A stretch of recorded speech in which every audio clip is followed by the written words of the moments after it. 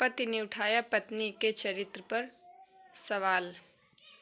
पत्नी ने ना जाने क्या किया था कि पति ने उसे एक के बाद एक कई थप्पड़ जड़ दिए। हमेशा हर समस्या को शांति से हैंडल करने वाली पत्नी भी इस बार इतनी अशांत हो उठी कि उसने अपनी चप्पल ही निकाल कर पति की ओर दे फेंकी। चप्पल पति के बालों को छू के निकल गई। ये बात यहीं पर खत्म हो सकती थी, मगर पति ने इसे अपनी मर्दानगी का विषय बना लिया और बात हद से बढ़ती चली गई। कुछ रिश्तेदारों ने भी आग में घी डालने का काम किया। किसी ने कहा, जो औरत अपने पति को चप्पल से मार सकती है वो ना ही तो वफादार हो सकती है और ना ही पतिव्रता। ऐसी औरत परिवार ही नहीं पूरे समाज पर कलंक है। बीवी के पक्ष वाले कहाँ पीछे रहने वाले थे। किसी ने कहा, 21वीं सदी में भी जो स्त्री के साथ मारपीट करते हैं उन्हें तो जेल भेज देना चाहिए। तो कई कहते, जरूर उसको कोई और पसंद आ गई होगी, इसलिए अब पत्नी से मारपीट करता है। बात कोर्ट में पहुंच गई। दोनों पक्षों ने एक दूसरे के खिलाफ केस दर्ज कर दिया। पति ने चरित्रहीन होने का, पत्नी ने दहेज और शारीरिक उत्पीड़न का आरोप लगाया। 2 साल से अधिक समय के लिए केस चला था। इन 2 सालों के दौरान दोनों पति पत्नी अलग रह रहे थे। इन 2 सालों में दोनों पक्षों के लोगों की संख्या भी कम हो गई थी। पहले जहां दोनों पक्षों में लोगों का समूह होता था, अब गिने चुने लोग ही रह गए थे। पति और पत्नी दोनों की आर्थिक स्थिति भी इस समय खराब हो चुकी थी।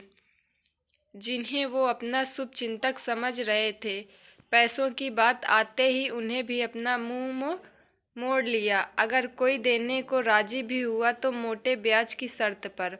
आखिरकार वही हुआ जो सब चाहते थे, तलाक।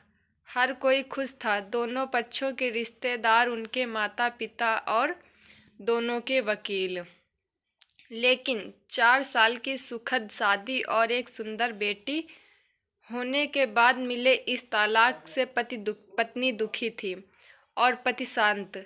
शायद ये इत्तेफाक ही था कि इस खुशी को मनाने के लिए दोनों पक्ष के लोग एक ही चाय की दुकान पर बैठे आमने सामने। इत्तेफाक इसलिए क्योंकि ज़्यादातर लोग जो एक दूसरे के विरोध पक्ष को सपोर्ट कर रहे थे वे एक दूसरे को अच्छे से जानते भी नहीं थे। पति पत्नी भी इन सभी से दूर एक दूसरे के सामने मेज पर बैठे थे। पत्नी ने पति से कहा, अब तो खुश हो गए ना, तुम्हारे मन की जो हुई मुबारक हो, तुम भी तो जीत मिल गई। मुझसे तलाक तो तुम्हें भी मिल गया, मुबारक हो। पति ने कहा, तलाक को तुम जीत का प्रतीक समझते हो क्या? पत्नी ने पूछा। पति चुप रहा। थोड़ी देर की शांति के बाद पत्नी ने कहा, मुझे तुम्हें 6 लाख रुपए अभी और हर महीने 10,000 देने का आदेश है।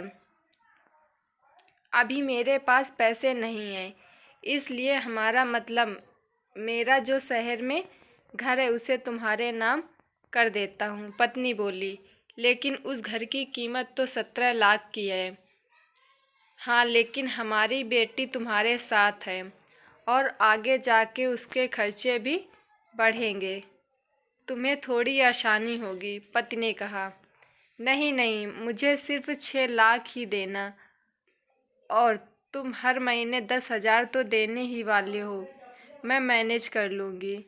अगर 5 लाख नहीं है तब भी कोई बात नहीं।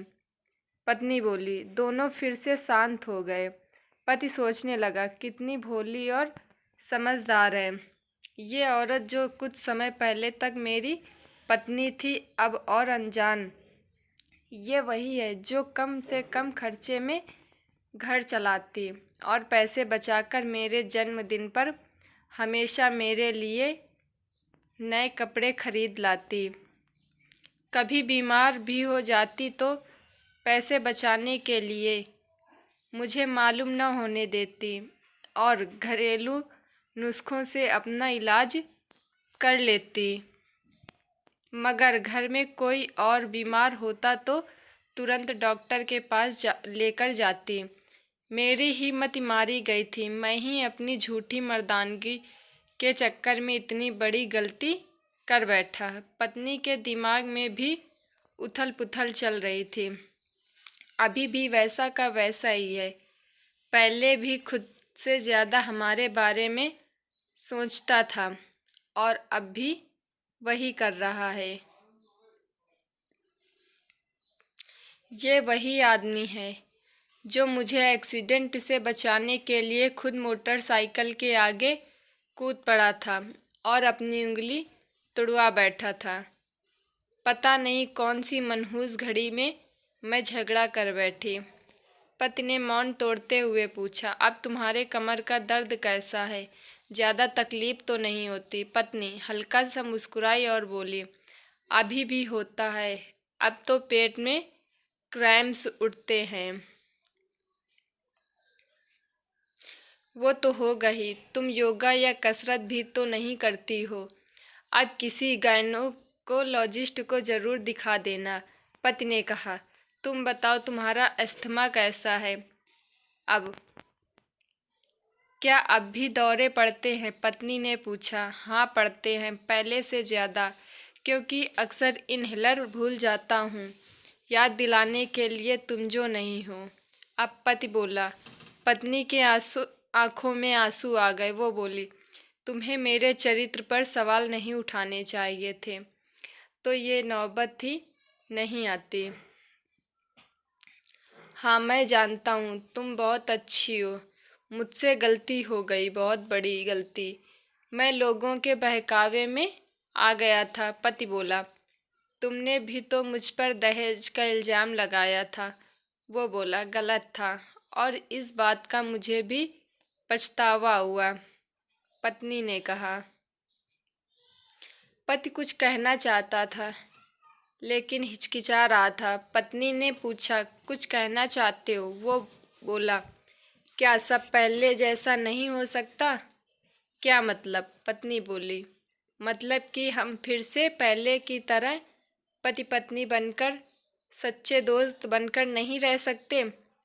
पति बोला, पर ये तलाक के पेपर दिखाते हुए पत्नी ने कहा, फाड़ देते हैं। पति ने अपने पास रखे तलाक के पेपर फाड़ते हुए कहा। पति ने भी अपने पास रखे पेपर फाड़ दिए। सभी हैरान थे, वकील, रिश्तेदार और माँ बाप भी। पति पत्नी दोनों एक दूसरे के हाथ में हाथ डाले अपने घर की तरफ चले गए और खुशी खुशी रहने लगे।